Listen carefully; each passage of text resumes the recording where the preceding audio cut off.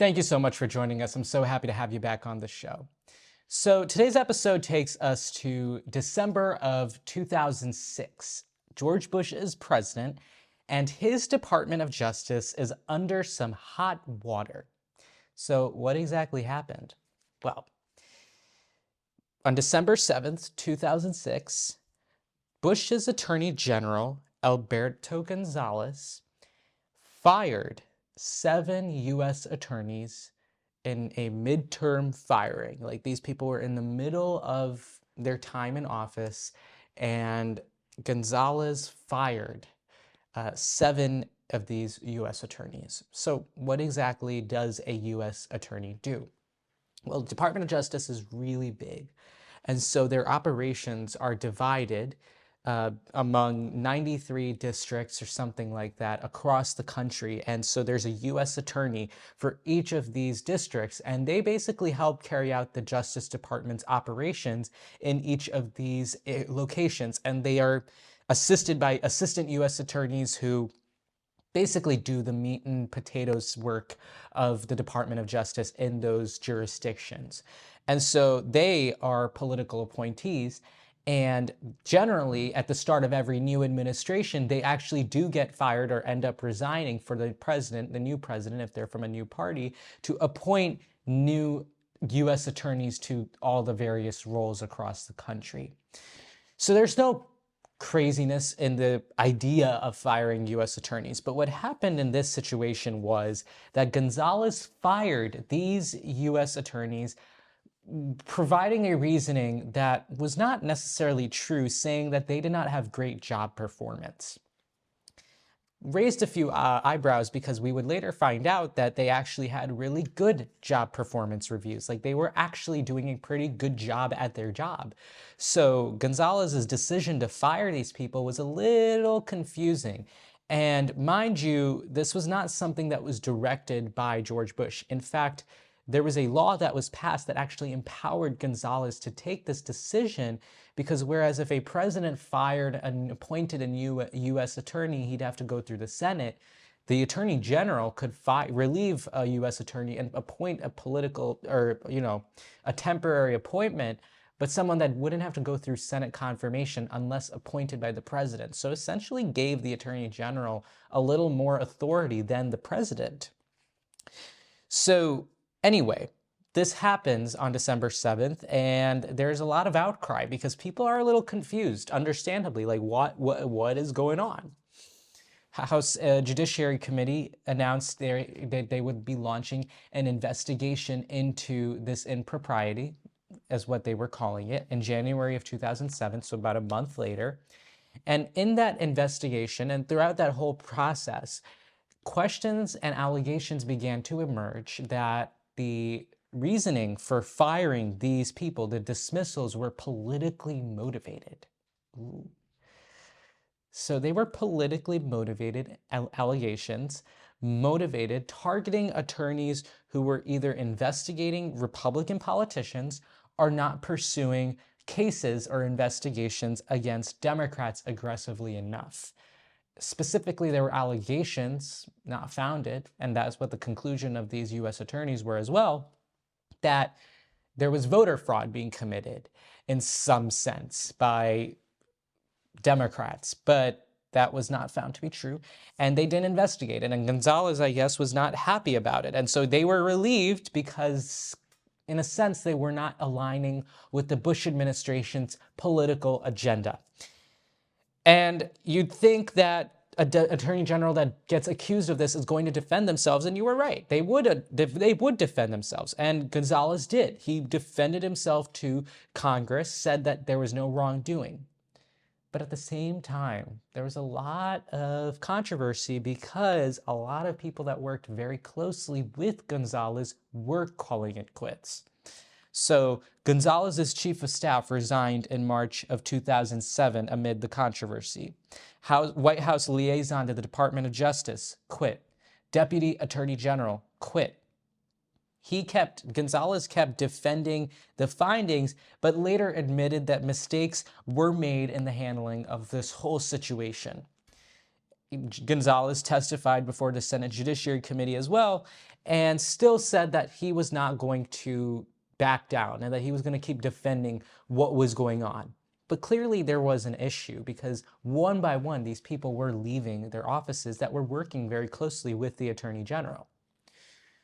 So I want to give you, I'm going to play a clip in just a second, but that's an Associated Press report from the time, and they do a better job of explaining this whole situation. So take a look at that, and I'll see you on the other side. It's a fresh political scandal that's followed President Bush to Latin America. The firing of 8 U.S. attorneys by the Justice Department that Democrats call a political purge. The president says he's troubled that Congress was misled in the case and agrees Attorney General Alberto Gonzales has some explaining to do. He's right, mistakes were made. And I'm frankly not happy about them. But Bush is rejecting calls for Gonzales to resign and insists the firings were not improper. U.S. attorneys and others serve at the pleasure of the president. Past administrations have removed U.S. attorneys. It's their right to do so. The administration says the 8 were removed for poor job performance, but White House emails to the Justice Department reveal questions over their loyalty. Democrats say Gonzalez's explanations won't wash. He's not telling the truth. These were all political. In fact, Republican lawmakers were grumbling about alleged Democratic vote fraud that the prosecutors seemed too slow to investigate. Bush admits reporting those gripes to Gonzales. Members of the Senate come up and say to me, I've got a complaint. I think it's entirely appropriate and necessary for me to pass those complaints on. But lawmakers are far from satisfied and warn the next step may be subpoenas for Bush's inner circle. Mark Smith, The Associated Press, Merida, Mexico. So after that whole thing, Gonzalez then announced his resignation from the role as Attorney General in August of 2007. And an Inspector General report released later found that the Attorney General had arbitrarily fired these U.S. attorneys and that his reasoning was, quote, fundamentally flawed. And it raised concerns about the Department of Justice's prosecutions and integrity, and so much came into question. There was a point where the DOJ was investigating this. They ultimately closed the case in 2010 after they realized that maybe there wasn't a lot of grounds to prosecute, but they did say that these firings were, and they ended up being politically motivated. Controversial stuff. Now, why I bring up this whole case is because in America, we really take very much for granted the beauty of an independent judicial system, an independent justice system in our country. But we should know that even the slightest threats to it sparks a lot of outrage. So this whole situation with Gonzalez, that was one thing. You might have heard about the Saturday Night Massacre that occurred in 1973. So basically, Richard Nixon was being investigated for inappropriate political behavior by his Justice Department, by a special prosecutor. Nixon ordered his Attorney General to fire that special prosecutor. Attorney General said no. Nixon fired him. Said, Deputy Attorney General, you do it. He said no, get out. Asked the number 3. Number 3 ended up doing it, but just days later, the House Judiciary Committee launched investigations into Richard Nixon, and a new special prosecutor was also appointed. And essentially, we all know how that ended. And, you know, so the point is that we take this whole carriage of justice very seriously in our country. And any threats to the integrity of it sparks a lot of backlash and should be concerning in the truest sense. I mean, this whole example with Gonzalez, we started saying, oh my goodness, political motivations behind the Justice Department's actions. Oh no, like that's kind of where we were going. But the reason I bring up all these stories is because I want to compare that to what we've been seeing as of late, specifically what happened yesterday. And compared to what happened yesterday, this stuff looks like a Sunday morning picnic. Like the stuff with Gonzalez is nothing. So let's talk about that. Let's talk about what it is that has been going on in the Department of Justice in the past few days under this new Trump administration. Mind you, that this Department of Justice is yet to have an actual attorney general. Maybe she'll get confirmed today or tomorrow, but right now, as of the recording of this, we don't have an attorney general. We have an acting attorney general. So a lot of stuff being done even without that apparatus in place. So last night, yesterday in the evening, but last night we were getting reports that the Trump administration fired dozens of federal prosecutors who were handling cases related to the January 6th riots. I have gone in depth on this show about the January 6th riots, details, storyline, everything. I've talked about it in depth, so I'm not going to spend time on this episode doing that. You know that it was a dark day in America, and it was like, the whole thing. But what I do want to talk about is the Department of Justice.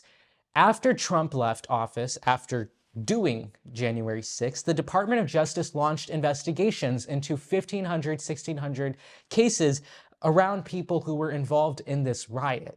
And essentially, this became the largest single investigation conducted by the Department of Justice. It was a huge thing. I mean, not without cause. Like, January 6th was this huge thing, and obviously it warranted that big of a response.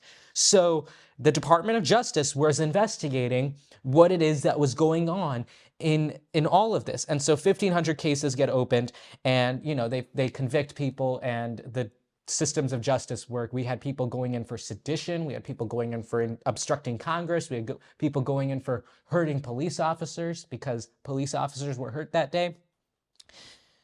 So what happened on January 20th when Donald Trump began his second term, so just a few weeks ago, if you will, he pardoned, in a blanket pardoned 1,500, covered all cases, most cases, closed them with these pardons. Blanket pardons, even against those who committed violence against police officers, people who were convicted of sedition. He closed all their cases. And so you'd think that in itself was a very bombastic and crazy thing to do. You'd think there's no way he could top this. There's no way he could top this. Well, the Trump administration recently, just yesterday, fired dozens of federal prosecutors who were handling January 6th cases. This is after they closed these cases, like after they closed, it was over after the pardons. Now, the Trump administration, at acting U.S. Attorney Edward Martin, directed by acting Deputy Attorney General Emil Bove, issued firings, and so fired these prosecutors, career prosecutors, might I add, not like political appointees like the U.S. attorneys that I was talking about in the Gonzalez situation. In this case, these are career prosecutors, career lawyers, civil servants, not political appointees, at the direction of the Deputy Attorney General, were fired. And the reasoning was cited as them not aligning with the administration's agenda. So in a sense, this sounds kind of familiar to the Gonzalez situation, but at least where Gonzalez kind of, there's no justifying what Gonzalez did, but at least that one didn't look as bad. Here, these prosecutors have been fired for doing their job. Their job was to investigate what happened at the Capitol, to find cases, make cases on behalf of the U.S. government, and prosecute people that broke the law on January 6th. It's not a crazy radical concept. That's how America works. These people were fired. And I mean, I don't know if there's any moving around it. It was political. Like the firings were, in a sense, very political. And they should concern you, because this is not how we do things in the Department of Justice. This comes in addition to other previous firings of, Jack Smith's team. Jack Smith was the guy that led this whole Department of Justice effort against Donald Trump's specific involvement in the January 6th riots. His entire team was dismissed just a few days ago. Just a few days after that, the Trump administration came together and they decided that they were going to cancel a program used to recruit law school students at the top law schools to get talent to come to the Department of Justice. They closed that program. And now they're firing dozens of career prosecutors who were involved in the January 6th investigations, whose only crime, I guess, was investigating these January 6th people and the president. And you'd think, like, wow, that's pretty political. And it's the case. I mean, that is just the truth. That is what it is. It should concern us when this type of justice is being carried out in the United States. Because our Department of Justice, while yes, serves at the pleasure of the president, as many people will say, is generally by design meant to be an independent entity of the executive branch. They're not supposed to tip the scales of justice, of their investigations, depending on political leanings. For a party that railed against political prosecutions, in their words, not mine, like they went around throughout 2021 to 2025 saying that there were political agendas in the Department of Justice against conservatives, against Trump. For a party that was very against political prosecutions, even if there weren't any, because it was not politically motivated because no one was directing a political agenda, but whatever. For a party that was claiming that, they sure seem to be doing a lot of it right now in the Department of Justice. And so the second story for today kind of goes hand in hand with that, and that has to do with the FBI. FBI, Federal Bureau of Investigation, is a part of the Department of Justice, and these are our preeminent, premier, prestigious, whatever you want to call them, like the best of the best law enforcement role models for people around the world. The FBI, they do a lot of work on behalf of investigating, learning, gathering evidence. So while the prosecutor's job is to make a case, the FBI's job is to investigate and learn and provide that evidence.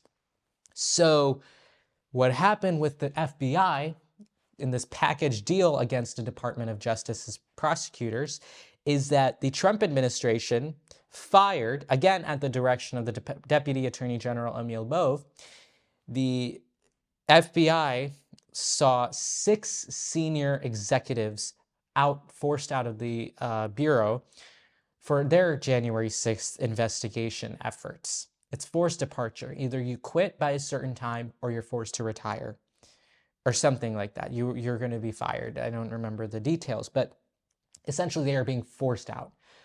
Why are they being forced out? They're being forced out, again, because of January 6th, because they investigated this whole situation.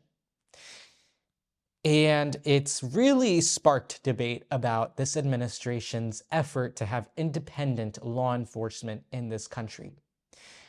Because it's not just these 6 executives that have been let out. There are talks right now that thousands of FBI agents that have worked in any capacity on the January 6th investigations might also be dragged into all of this. That's concerning. That is concerning. Thousands of people in the FBI have worked on January 6th in some capacity. They are all now going to be under review for performance, for evaluations, for I don't even know what. But judging by what this administration is doing, you really question what exactly the end looks like here. What does that look like? And I don't know what that end looks like. I don't know what to expect. But it looks like they are going to be evaluated, that their work is going to be examined, whatever else you might want to say. But like I said, whereas with the Alberto Gonzalez situation, that was him firing 7 U.S. attorneys and sparking so much backlash that he ended up having to quit. Donald Trump is openly firing people that investigated him, that investigated January 6th rioters, violent criminals, convicted criminals, might I add. Firing FBI executives for helming this whole investigation and beginning a process of looking into people that run the whole department, the whole bureau. This comes as attacks are coming on the FBI for being biased, for being somewhat, I don't even know what, but attacks on law enforcement in this country. Justice is currently in a very iffy, dicey state, and it should concern all of us that this is what is happening in this country. It's not good. But right now, we don't know much about what's going on. We don't really have an idea of where this is headed. We are again on a weekend, so we don't know much of what's going to be happening, but we'll obviously be tracking this situation very closely because this is important. This is important to keep an eye on. And it should be noted that this is not, I don't think this is stuff that really happens in America on a near daily basis. Definitely not in a new administration just as big as what's going on right now. So we'll be keeping an eye on it. I don't think we have much of a choice other than to do that. But I want to switch gears now, and I want to talk about something that's kind of similar, I guess, in theme. And that is thematically, I guess if you wanted to set a theme, the theme would be firing, quitting, altering the federal government's fabric. So this takes us to the Treasury Department. What happened now last night, this is another developing story. It's not something we know a whole lot about yet, but in another developing story, the highest ranking career official, highest ranking civil servant in the Treasury Department and its Bureau of Fiscal Service, David Lebrick, announced his retirement from the Department of Treasury. And, you know, it's all good when people retire. They've done a good job. They're done. But Mr. Lebrick here is leaving after a dispute with Elon Musk's Department of Government Efficiency.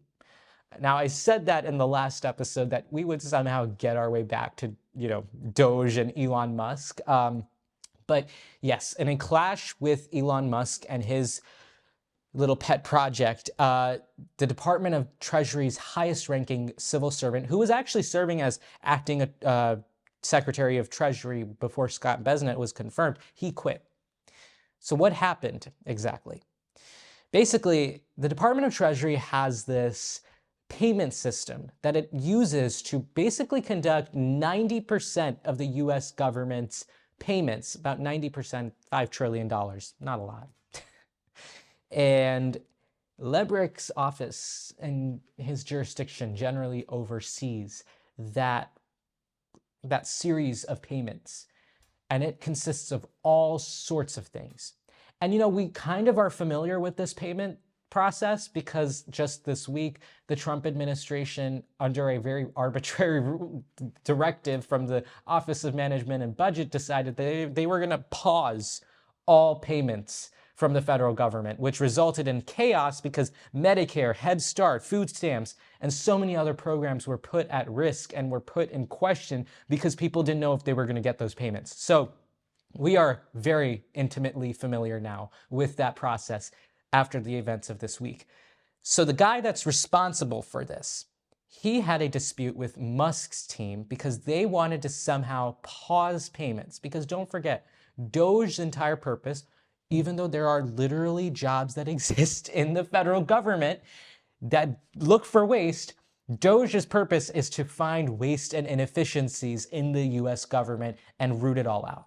And so what Musk wanted to do is he wanted to gain access to this payment system and pause payments, similar to what I guess happened on Monday or Tuesday.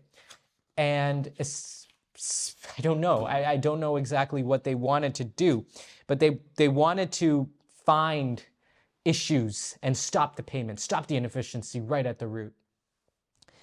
And mind you, this is a Department of Government Efficiency that has been led by Elon Musk, a man who, I can say it, bought his way into a spot in the White House.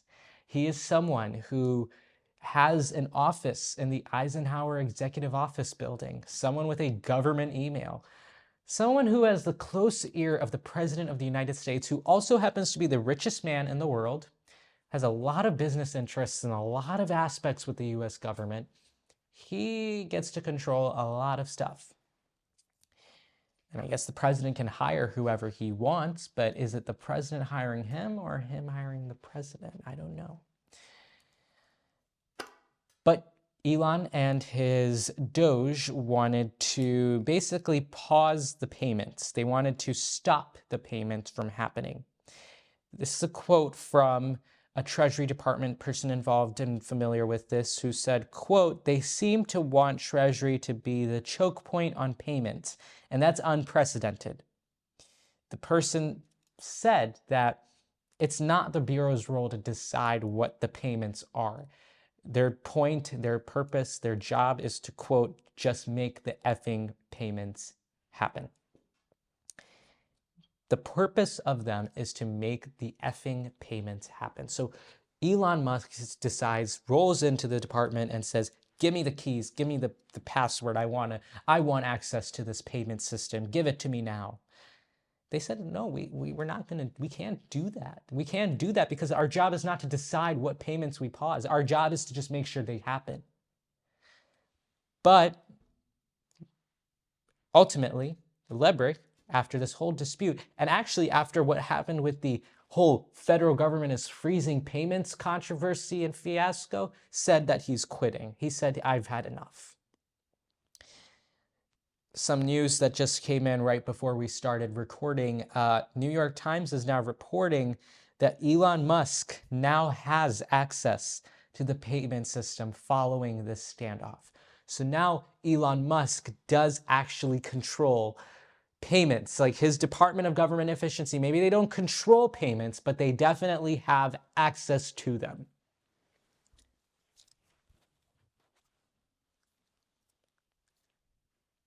Wow, it didn't take a lot of effort. What are we on? It's February 1st. That means we are on what, day 12 of this administration? Day 12 of this administration. Elon Musk now has some sort of access to $5 trillion worth of payments from the federal government. Let that sink in.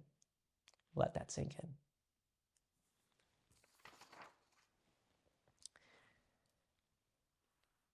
So, looking at all these stories, I want to go back to the Alberto Gonzalez story. When Alberto Gonzalez did so much as fire 7 U.S. attorneys for what they found to be political purposes. And it's not crazy for me to say that, which is even crazy in its own right. Like I say only 7 U.S. attorneys.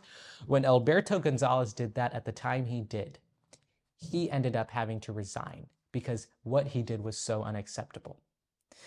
Today, the Trump administration, as of today, has fired dozens of career federal prosecutors, has fired executives in the FBI, is openly evaluating FBI agents who investigated him and January 6th rioters because of things they did. And they're all on the chopping block. They are all on the hook for what comes next. Meanwhile, a billionaire, guy worth $300 billion, 400, I don't know, hundreds of billions of dollars, numbers we would never be able to comprehend on our own, I guess. Some guy with that much money now has access to $5 trillion of the federal government's payment system, all in an effort to root out inefficiencies. An administration whose Department of Government Efficiency's first personnel decision was to fire its co-chair because 2 men were at first appointed to lead this Department of Government Efficiency. A department which in itself doesn't necessarily mean that it's superly efficient because there are already plenty of jobs in the federal government that do its job. All of this is to say, you have to keep an eye on what you're seeing right now. It is crazy how much news unfolds every single day. And if we're not vigilant about it, we slip through some news. And when you slip through some news, some stuff goes under the cracks and then you don't know. So on the Ishan S Show, we don't get to cover every story every time. That's where you have to do your due diligence, where you have to learn, where you have to investigate, where you have to do the research, and you have to learn more about this stuff. We'll keep doing it.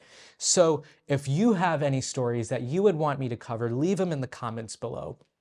If you liked my commentary, then go ahead and subscribe and follow us on social media. Check out theishaneshow.com. Subscribe to the YouTube channel. You know the whole shebang. And all I can say is we'll see you in the next episode. I don't even know what the next episode's topic is going to be, but we'll see you in the next one. And hopefully we are not talking about some really, I don't even know how to describe, but crazy stuff going on in the world. Let's see what happens. We'll see what happens. But thank you so much for joining us today. I'll see you in the next episode. I'll see you soon. Bye-bye.